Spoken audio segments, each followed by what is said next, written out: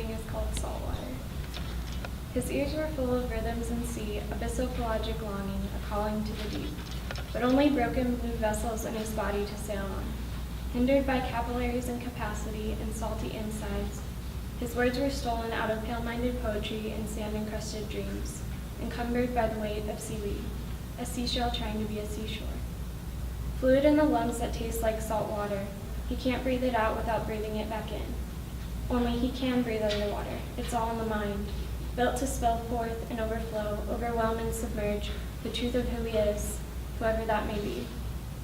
Taken captive by sea anemones, his mind is filled with underwater reveries of undiscovered life and seamlessly spoken language bubbling up from within. He finds that he himself is a submarine and embarks below the surface to discover the vast expanse of greater things. Tides wash his sand-castled, salty body anew, pulling him in and under the moon just to drown in blue. The second poem I'll be reading is called The Boy Was a White Dwarf Star.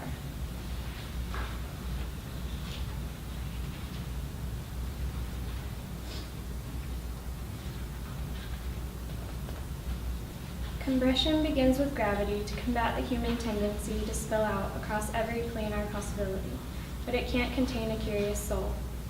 Plasma dripped from his tongue into the chaos and the unknown. If I should travel along a beam of light at the speed of light, would I then become the light? We are travelers, he said.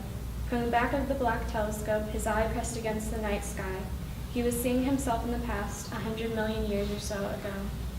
But he looked quite unchanged. Only a trained eye could see time was crushing him slowly, the way a star inevitably burns out.